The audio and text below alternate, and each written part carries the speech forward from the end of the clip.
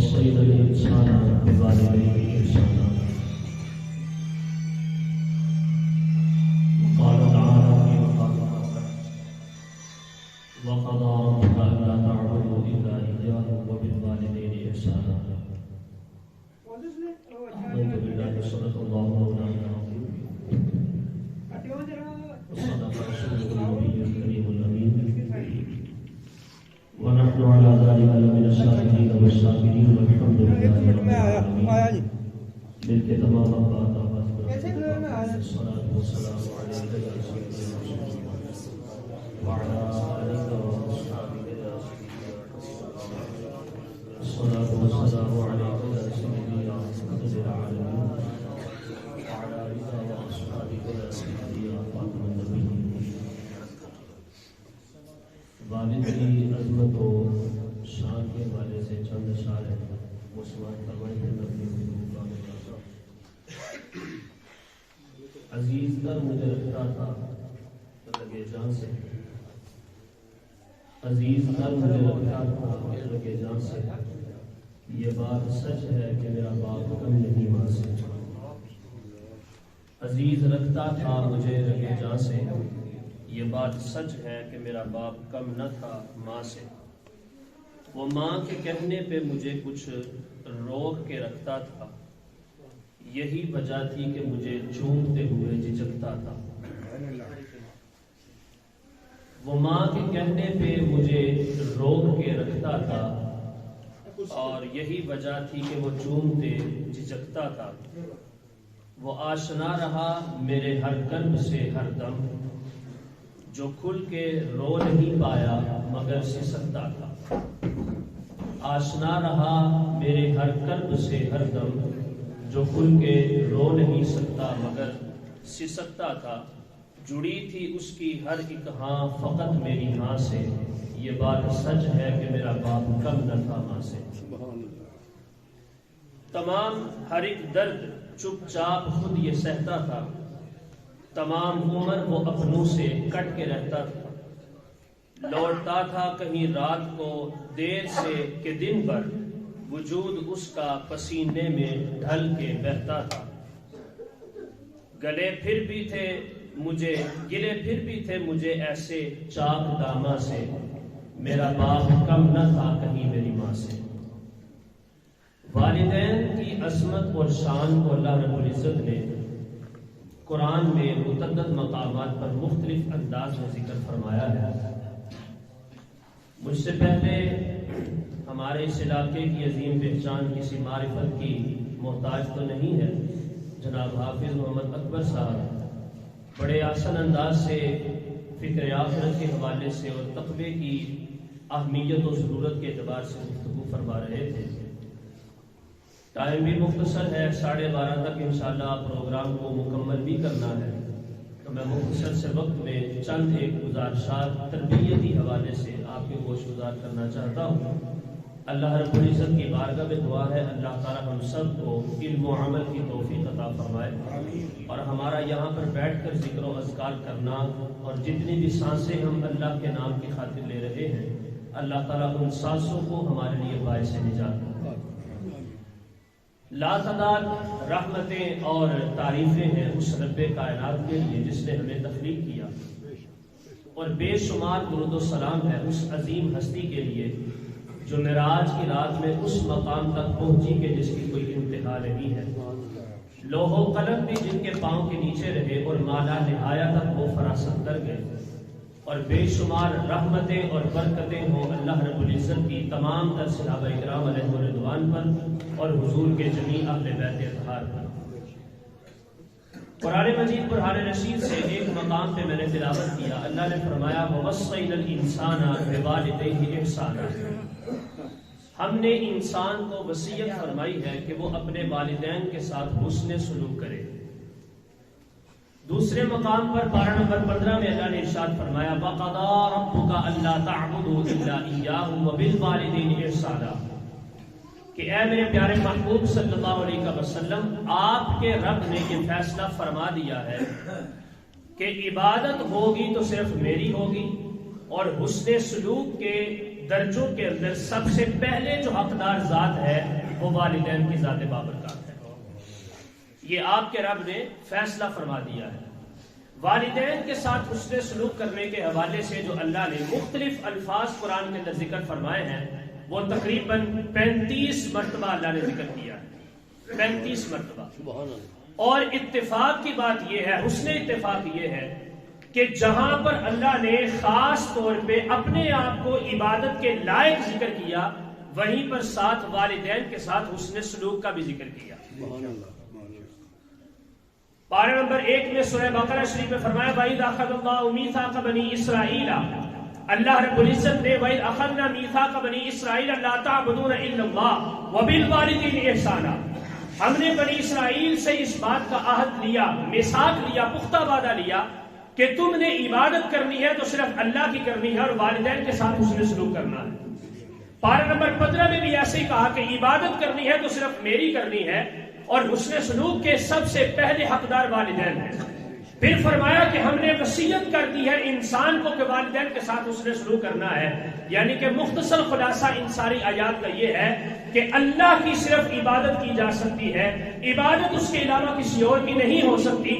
ہاں والدین ایسی ذات ہے کہ والدین کی صرف عبادت نہیں کی جا سکتی, باقی جس طرح رب کی اطاعت کرنی ہے ویسے اللہ رب العزت کے لیے ہوئے والدین کی بھی اطاعت کرنی ہے.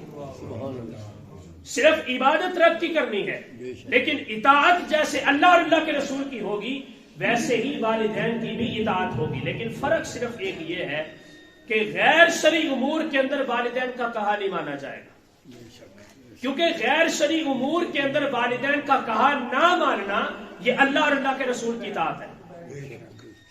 غیر شرعی امور کے اندر والدین کی اطاعت نہ کرنا یہی اللہ اور اللہ کے رسول کی اطاعت ہے.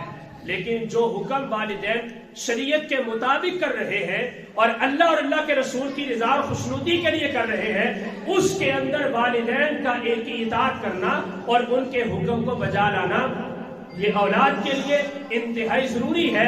اس طرح ضروری ہے جیسے اللہ کو ایک ماننا اور اللہ کی عبادت کرنا ضروری ہے. نبی کریم علیہ الصلوۃ والسلام نے ارشاد فرمایا رضا الرب فی رضا الوالد وسخط الرب فی سخط الوالد. ہمارے معاشرے کے اندر ہر گاڑی کے پیچھے یہ لکھا ہوتا ہے میری ماں کی دعا ہے, ہر ڈگری کے پیچھے یہ لکھا ہوتا ہے میری ماں کی دعا ہے. کیا باپ کا کوئی رول نہیں ہے؟ کیا باپ کا کوئی کردار نہیں ہے؟ جس باپ کی وجہ سے اللہ نے تمہیں اس کائنات میں پہچان دی, جس باپ کی وجہ سے اللہ نے تمہیں اس دنیا کے اندر نام دیا, جس باپ کی وجہ سے اللہ تعالی نے تمہیں عزت عطا کی, جس نے خون پسینے کو ایک کر کے روپیہ جوڑ کے کمائی کر کے تجھے تعلیم دلوائی, تجھے پڑھایا, تیری پرورش کی, تجھے لباس دیا, تجھے رہنے کے لیے چھت دی, تجھے سکون کے لیے بستر دیا, کیا اس باپ کا ہمارے معاشرے کے اندر کوئی کام ہی نہیں ہے؟ والدہ کا بھی بڑا احترام ہے. آقا کریم علیہ الصلوۃ والسلام نے فرمایا الجنت تحت اقدام الامہات, جنت کو والدہ کے قدموں کے نیچے رکھ دیا ہے. لیکن اسی کے مقابلے میں میرے آقا کریم علیہ الصلوۃ والسلام نے یہ بھی فرمایا کہ جنت کے 8 دروازوں میں سے درمیانی دروازہ تیرا والد ہے. سبحان اللہ. جنت تحت الاقدام جو ہے وہ ماں کے ہی ہے, لیکن دخول جو جنت ہے تمہارے قدموں کے نیچے جنت تو تب بھی آئے گی نا جب داخل ہوگے. تو جنت کے اندر دخول کے لیے تمہیں دروازے کی ضرورت ہے. آقا کریم علیہ الصلوۃ والسلام نے فرمایا اگر ماں کے قدموں کے نیچے جنت ہے تو باپ اس جنت کا درمیانی دروازہ ہے. اب چاہو تو اس کی خدمت کر کے وہ دروازہ اپنے لیے کھول لو اور چاہے تو اس کی معصیت کا شکار ہو کے اپنے اوپر ہمیشہ کے لیے بند کرو. یہ باپ کی پہچان ہے, یہ باپ کی معرفت ہے. حضرت عبداللہ ابن مسعود رضی اللہ تعالیٰ عنہ سے روایت ہے, قرآن پاک میں آپ اکثر سنتے ہیں فَلَا تَقُلْ لَهُمَا أُفٍّ وَلَا تَنْهَرْهُمَا, کہ اپنے والدین کے سامنے اف بھی نہیں کہنا. کیا اف کا مطلب یہ ہے کہ ان کو تکلیف نہیں دینی؟ یہ بھی ہو سکتا ہے, ایک طرف یہ بھی مطلب ہے. کیا اف کا مطلب یہ ہے کہ ان کو جھڑکنا نہیں؟ یہ بھی ہو سکتا ہے, ایک طرف یہ بھی مطلب بن سکتا ہے. یعنی کہ اف کا مطلب یہ ہے کہ ان کو کسی قسم کی تکلیف نہیں ہونی چاہیے. اب سوال یہ پیدا ہوتا ہے کہ کیا اس تکلیف کا تعلق صرف مشکل حالت کے اندر ہے یا آسانی کی حالت کے اندر بھی ہے؟ یعنی کہ اس تکلیف کا تعلق بس دکھ کی حالت کے اندر ہے یا خوشی کی حالت کے اندر بھی ہے؟ تو مفسرین کرام فرماتے ہیں خوشی کی حالت ہو یا غم کا موقع ہو, باپ کو جہاں پر اذیت نہیں دینی وہاں پر خوشی بھی اس انداز میں ان کی خدمت میں پیش نہیں کرنی کہ ان کے دل کو دھچکا لگ جائے. میں یہ روایت ذکر کرنے لگا ہوں. حضرت عبداللہ ابن مسعود رضی اللہ تعالی عنہ حضور کی خدمت میں حاضر ہوئے. آقا کریم علیہ الصلوۃ والسلام تربیت فرما رہے ہیں اور تربیت کے انداز میں میرے مصطفیٰ کریم علیہ الصلوۃ والسلام نے ارشاد فرمایا اپنے والد کے سامنے والدین نہیں، والدہ کو تھوڑا سا سائڈ پہ رکھا فی الحال، فرمایا اپنے والد کے سامنے کبھی اپنی چھت کی بلندی پر بھی نہ چڑھنا. اتنا نرم دل ہوتا ہے باپ کا جو ہمارے معاشرے کے اندر بڑا سخت کر کے دکھایا جاتا ہے. فرمایا کہ اپنے والد کے سامنے اپنی چھت کی بلندی کے اوپر بھی نہ جانا، کہیں ایسا نہ ہو جائے کہ تمہیں بلندی پہ دیکھ کے اس کا دل ڈر جائے کہ کہیں میرا بچہ گر نہ جائے. اس کو بھی اف کہا جاتا ہے. نہ خوشی میں، نہ مشکل حالت کے اندر، نہ آسان حالت کے اندر، نہ خوشی میں نہ غمی میں، کسی بھی حالت کے اندر جو ہے ایسا کوئی بھی عمل نہیں ہونا چاہیے کہ جس کی وجہ سے تمہاری وجہ سے تمہارے والد کا دل دہل جائے اور اس کو تکلیف ہو. اب یہ والدین کے ساتھ اس نے سلوک کا کیوں حکم دیا گیا؟ خاص طور پہ سورہ رحمان کے اندر اللہ نے فرمایا هل جزاء الاحسان الا الاحسان. ہم نے دنیا کے اندر بھی اور آخرت کے اندر بھی نیکی کا بدلہ نیکی سے دیا ہے، احسان کا بدلہ احسان ہے، اچھائی کا بدلہ اچھائی ہے. تو فرمایا والدین کے ساتھ حسن سلوک کا سب سے زیادہ تمہیں حکم اس لیے دیا جا رہا ہے، تم بچپن میں تھے، تم چھوٹے تھے، تمہیں کھانا بھی نہیں آتا تھا، تمہیں پینا بھی نہیں آتا تھا، تمہیں چلنا بھی نہیں آتا تھا، تمہیں حلال اور حرام کی پہچان بھی نہیں تھی، نہ تیرا کوئی نام لینے والا تھا، نہ تجھے کوئی یاد کرنے والا تھا. آج اگر تمہیں کوئی وقار مل گیا ہے، اس عزت، اس ناموس، اس عظمت، اس وقار کی پہچان جو تمہیں ملی ہے، اس کی وجہ صرف اور صرف یہ ہے کہ تمہارے والدین کی خدمت ہے، تمہارے والدین کی محنت ہے، تمہارے والدین کی شب و روز کی نیندوں کو قربان کر کے تمہاری پرورش کرنا ہے، تمہاری تربیت کرنا ہے. آج جو اس دنیا کے اندر تجھے مقام ملا، تجھے مرتبہ ملا، تجھے پہچان ملی، تجھے جو شان ملی ہے، اس کے پیچھے صرف اور صرف والدین کی وہ جاگتی ہوئی راتوں کی دعائیں ہیں کہ جو انہوں نے دعائیں کرتے ہوئے تمہیں اس مقام کے اوپر کھڑا کر دیا ہے کہ آج اس مقام پہ اللہ رب العزت نے تمہیں کچھ پہچان عطا فرما دی ہے. جب تمہارا وقت تھا بچپنے کا اور چھوٹی عمر تھی، اس وقت تمہیں خدمت کی ضرورت تھی، اس وقت تمہیں تربیت کی ضرورت تھی. تمہارے والدین نے اس وقت اپنا ہاتھ تمہارے اوپر رکھا اور تمہاری خدمت کر کے تمہیں پروان چڑھایا اور تمہاری تربیت کر کے جوان کیا. اس نیکی کا بدلہ آج تم اس انداز میں دو گے کہ والدین اگرچہ بستر علالت کے اوپر بھی ہوں اور تمہیں ان کا پخانہ بھی صاف کرنا پڑے تو اس کی صفائی کرتے وقت بھی تمہاری آنکھ کے اوپر اور پیشانی کے اوپر تیوڑی نہیں آنی چاہیے، کیونکہ اس کی وجہ سے بھی اللہ رب العزت تمہارے اعمال کو ضائع کر سکتا ہے. یہ والدین کی عظمت ہے، یہ ان کی پہچان ہے، یہ ان کا وقار ہے. اور والد تو پھر والد ہے نا. والد کا ایک عظیم مرتبہ اللہ رب العزت نے قرآن کے اندر بھی حضور علیہ الصلوۃ والسلام نے اپنے فرامین کے اندر بھی ذکر کیا. یہاں پر میں ایک خاص بات بڑی ذکر کرنا چاہتا ہوں، وہ یہ ہے کہ اولاد کو والدین کی خدمت کا جذبہ دین سکھا سکتا ہے، دنیاوی ڈگری نہیں سکھا سکتی. میں بذات خود اپنی آپ بیتی اور اپنی آنکھوں کا دیکھا حال میں آپ کے سامنے ذکر کرتا ہوں. ایک شخص کو میں نے دیکھا کہ اس کا باپ فوت ہو گیا. تو میں اس وقت منڈی بہاؤالدین پڑھتا تھا، تو جنازہ پڑھنے کے لیے گئے تو باپ فوت ہو گیا اور بیٹا جناب ایڈوکیٹ تھا، کسی اچھی پوسٹ کے اوپر جو تھا وہ جلوہ فراز تھا. تو جب باپ کی میت کو دفنانے کی بات آئی نا تو اس کو لوگوں نے کہا کہ یار تھوڑا سا ساتھ آؤ، تم بھی کوئی خدمت کر لو، آخر تمہارا باپ ہے.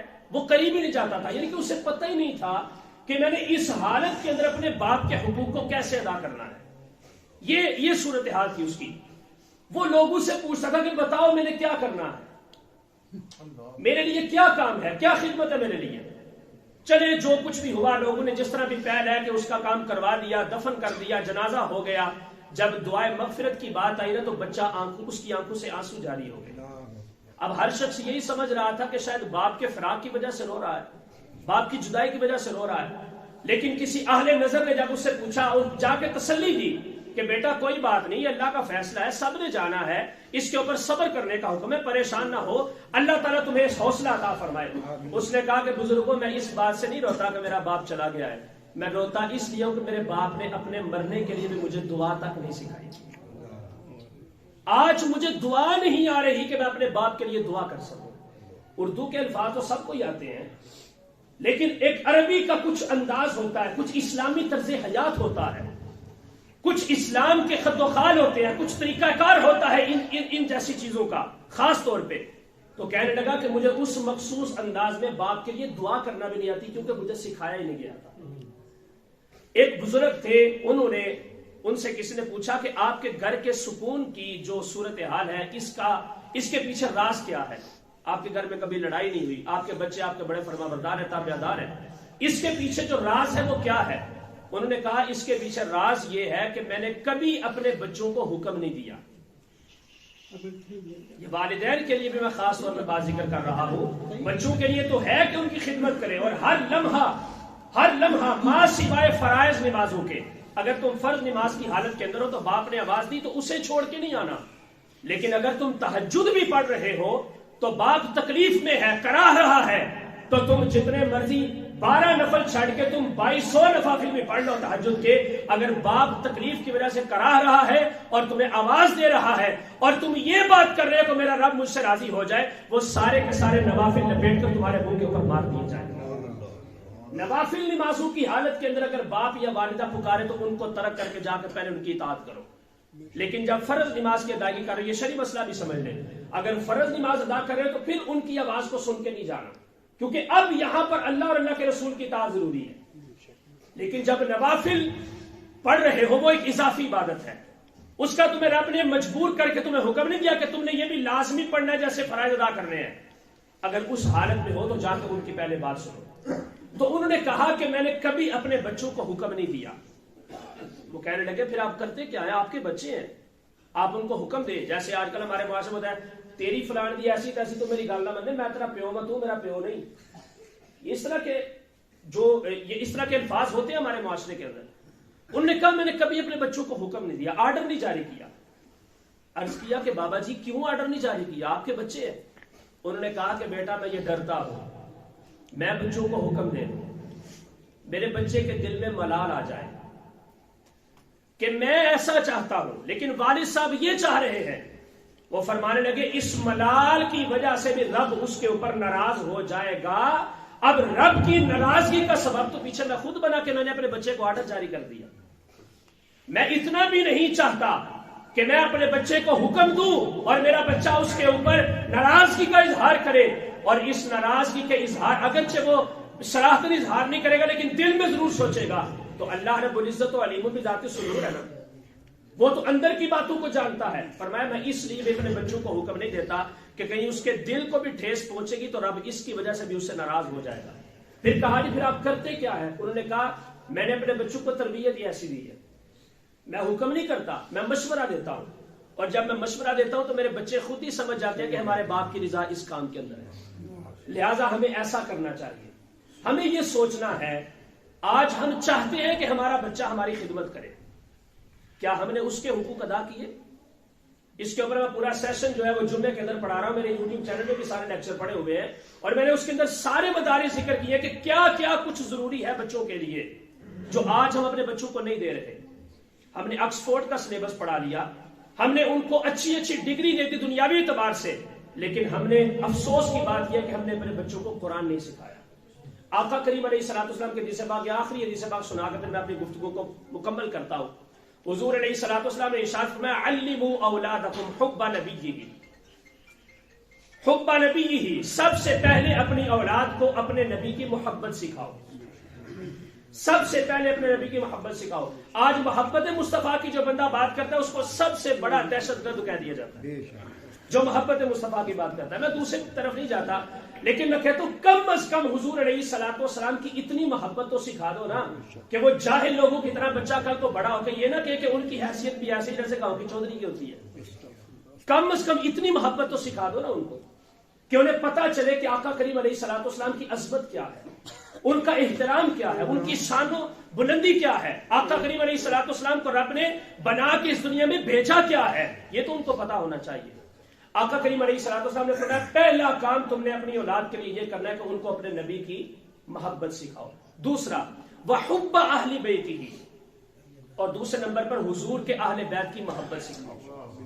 پہلے نمبر پہ اللہ کے نبی کی محبت، دوسرے نمبر پہ حضور کے اہل بیت کی محبت، حضور کے ازواج کی، حضور کے صحابہ کی، حضور کی اولاد کی، آقا کریم علیہ الصلوۃ والسلام کے نواسے نواسیوں کی، تمام تر جتنے بھی اہل بیت اطہار ہیں، نسبی ہوں یا کسی بھی اعتبار سے ہوں، تمام تر اہل بیت کی محبت بھی اپنے بچوں کو سکھاؤ. یہ دوسرا فرض ہے تمہارے اوپر. نمبر 3 وتلاوت القرآن، قرآن پاک کی تلاوت سکھاؤ. ان 3 چیزوں کی عدالت میں اب آپ بھی کھڑے ہو جائیں، میں بھی کھڑا ہوتا ہوں، اور اپنے والدین کو بھی کھڑا کرتے ہیں، اپنے بچوں کو بھی کھڑا کرتے ہیں. کیا ہم نے اپنی اپنی جگہ پر اپنے حقوق ادا کیے؟ آج آپ جیسا کریں گے کل کو آپ کے ساتھ ویسے ہی کیا جائے گا. تو میں نے جناب بابا جی مہر الدین صاحب رحمۃ اللہ تعالی کے جنازے میں بھی میں نے یہ بات کی تھی کہ ان کے بچے نے جنازہ پڑھایا ہے، اور یہ بہت بڑی سعادت کی بات ہے. ہم یہ کہتے ہیں نا ہمارا پیر آ جائے، ہمارے استاد آ جائے، ہمارے بزرگ آ جائے، گاؤں کا جو اچھی مسجد کا ٹھیک ٹھاک نامی گرامی خطیب عالم دین ہے وہ آ کے جنازہ پڑھا دے، نیک بندہ ہے، چلو اچھی بات ہے. یہ ساری چیزیں عزت کے لائق، اپنے مقام پر ان کی بڑی عظمت ہے. لیکن جب بیٹا خود کھڑا ہو کے اپنے باپ کا جنازہ پڑھائے اور اپنے باپ کے لیے دعائے مغفرت کرے، تو میرے آقا کریم علیہ الصلوۃ والسلام ارشاد فرماتے ہیں تمہارے والدین زندہ ہیں یا اس دنیا سے چلے گئے ہیں، اگر زندہ ہے تب بھی ان کے لیے دعا کرو. اگر اپنے مال کے اندر اپنے رزق کے اندر اگر برکت چاہتے ہو، پیسے کے اندر فراوانی چاہتے ہو، گھر کے اندر سکون چاہتے ہو، تو تمہارے لیے ضروری ہے کہ اپنے والدین کے لیے دعا کیا کرو. اگر زندہ ہے تب بھی کرو، اور اگر اس دنیا سے چلے گئے ہیں تو ان کے لیے مغفرت کی دعا کرو. اب اس کیفیت کے اندر جب باپ منو مٹی کے نیچے سونے کے لیے جا رہا ہے اور اس کے جسم کے اوپر کفن بھی پڑا ہوا ہے، پھولوں کی چادر بھی اس کے لیے ڈالی ہوئی ہے اس کے اوپر، اور پھولوں کی سیل بھی اس کے لیے سجائی ہوئی ہے، اور ایک اندھیرے گھر کے اندر اس شخص کو جب سپرد خاک کیا جا رہا ہے، اگر اس کیفیت کے اندر اپنی اولاد کی طرف سے ٹھنڈی ہوا بندے کو مل جائے تو میں یہ سمجھتا ہوں یہ اس بندے کے لیے بہت بڑی سعادت کی بات ہے. تو اس لیے کم از کم اپنی اولاد کو اتنا تیار کریں کہ آپ کے لیے کل قیامت کے دن یا جب آپ وفات پا جائیں آپ کی تجہیز و تکفین اچھے انداز سے کر سکیں، آپ کو دعائے مغفرت دے سکیں، آپ کے تمام تر حقوق کو اچھے انداز سے ادا کر سکیں. آپ نے اپنے بچوں کی پرورش کر لی، جوان کر لیا، بڑا کر لیا، اگر آپ نے ان کو دین کا علم نہیں سکھایا تو آپ نے اپنے بچوں کا کوئی حق ادا نہیں کیا. جو حق رب کی طرف سے ہے آپ نے بالکل اپنا حق ادا نہیں کیا. اسلام جو تربیت کے اعتبار سے بچوں کے حقوق کو بیان کرتا ہے وہ پہلے نمبر پر یہ ہے کہ جب بچہ پیدا ہو جائے تو اس کا سب سے پہلے اچھا نام رکھا جائے. اچھا نام ہم جا کے اپنی اپنی مرضی کے نام رکھ لیتے اور کہتے ہیں جناب نام ایسا ہونا چاہیے کہ پوری گلی کیا پورے زمانے کے اندر کسی نے نہ رکھا ہو. اس کا مطلب بھی پتا نہیں، اس کی تاثیر کا بھی پتا نہیں. نام کی تاثیر ہوتی ہے بچے کی ذات کے اوپر، یاد رکھیے گا. جس بچے کا نام آپ نواب رکھ رہے ہیں وہ بڑا ہو کے نواب ہی بنے گا، اور جس بچے کا نام آپ غلام مصطفیٰ رکھ رہے ہیں وہ حضور کا عاشق ہی بنے گا. یہ یاد رکھیے گا. آپ آزما کے دیکھیں، بلکہ آپ کے سامنے کھلی کتاب پوری زندگی پڑی ہوئی ہے، آپ پڑھیں، ہر چیز کو دیکھیں، زمانہ آپ کے سامنے ہے. سب سے پہلا حق اولاد کا یہ کہ اس کا اچھا نام رکھا جائے، اور اچھے ناموں کے اندر حضور کے ناموں کے ساتھ ملا کے نام رکھا جائے، حضور کے صحابہ کے ناموں کے ساتھ ملا کے نام رکھا جائے، حضور کے اہل بیت اطہار کے ناموں کے ساتھ ملا کے نام رکھا جائے. اور اس کے اوپر مجھے ایک روایت یاد آ گئی. حضور علیہ السلام ارشاد فرماتے ہیں جس شخص کو اللہ نے بیٹا عطا کیا یا اولاد دی، بیٹی ہے یا بیٹا ہے، بلکہ بیٹے کے لیے خاص طور پہ یہ روایت ہے، حضور فرماتے ہیں اس نے اپنے بچے کا نام میرے نام کے ساتھ ملا کے رکھا تو اب اس کے لیے واجب ہو چکا ہے کہ میں میدان محشر کے اندر اس کی شفاعت ضرور کروں. سبحان اللہ. اور مجھے فخر ہوگا اس بات کے اوپر کہ میرے نام لیوا لوگ بڑے زیادہ ہوں. یہ حضور علیہ الصلوۃ والسلام نے صرف نام کے اعتبار سے ہر لفظ کے اوپر بے شمار روایات موجود ہیں جو اللہ رب العزت نے حقوق اولاد کے لیے ذکر کیے ہیں. آج ہمیں اپنے اولاد کے حقوق پورے کرنے کی ضرورت ہے، کل کو انشاءاللہ وہ والدین کے حقوق بھی پورے ادا کریں گے. اس پوری مجلس کے اندر جتنے بھی احباب تشریف لائے اللہ تعالیٰ آپ سب کا آنا اور جانا قبول فرمائے. ہم نے یہاں پر اصلاح کے لیے جتنی بھی گفتگو کی، فکر آخرت کے لیے کی یا کسی بھی انداز میں ذکر کیا، نعت خوانی ہوئی، درود و سلام پڑھا گیا، اللہ تعالیٰ تمام کی خدمات کو اپنی بارگاہ میں قبول فرمائے اور ان جمیع کلمات خیر اور جمیع حاضری کا ثواب خصوصاً بالخصوص جناب بھائی رضا علی گمن صاحب ان کے والد محترم بابا جی میر دین صاحب کی روح کو پہنچائے اور ان کو غریق رحمت فرمائے. وآخر دعوانا الحمدللہ.